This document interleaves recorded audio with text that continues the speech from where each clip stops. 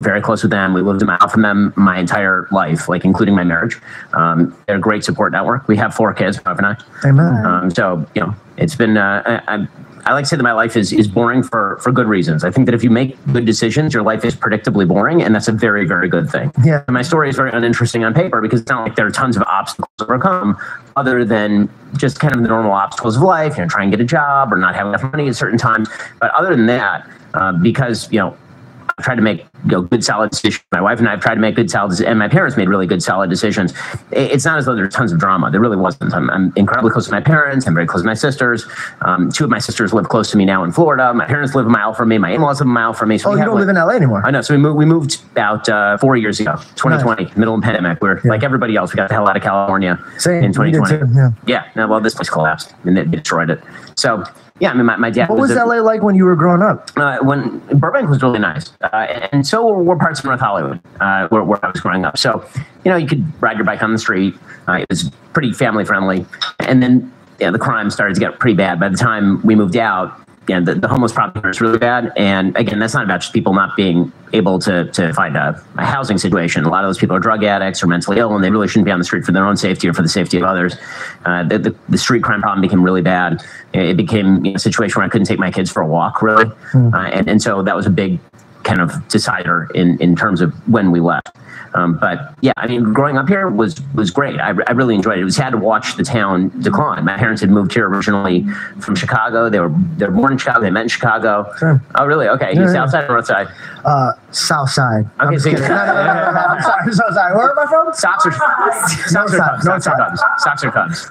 I like both. Oh, that's not a Chicago answer. Yeah, no, I don't know. I moved out when I was 4, man. I moved out when I was 4. I have no idea. Okay, no worries. All right. When did you move out? So I never lived there, but I picked up all my dad's allegiances. Oh. So Sox. So I'm more of a Chicago man than you are. That's probably true. Yeah, but I won my first debate. There you go. How did you and your wife meet? So my sister fixed it up. So I came back from law school. I'd gone to Harvard. I came back. I got a job at a law firm like everybody else. And my sister was at UCLA at the time. My wife was also at UCLA. So she was a junior in college and she was majoring in neuropsychology. And my sister met her at sort of a Jewish Sabbath event. And she came home, my sister, and she said, I met this really beautiful girl. You're really going to like her. So that sounds great. She's like, she's dating someone else. I'm like, well, there's not much I can do about that. You know, why don't we wait and we'll come back around? So a few months later, I was like, whatever happened to that girl? And, you know, she showed me a picture of her. My very pretty lady. And so my sister said, why not email her? She emailed my wife. And this she is said, so romantic so far. She emailed my wife and she said, you know, I've got this brother. You may know of him because I'd already been writing syndicated column. I had books out by this point. And so she, you know, so my wife was totally not into politics, totally didn't want to do it. And her mom was like, she should give it a shot. So she emailed me back, you know, let's get together. So I immediately called her and she made my calls for like a week and a half. And finally she called me back and we started dating September 5th, 2007, 3.5 months after we met. So you just knew in your heart. Yeah. I mean, it was also fire ass email, bro. Yeah. That's crazy. Was anybody CC'd? I want to see proof.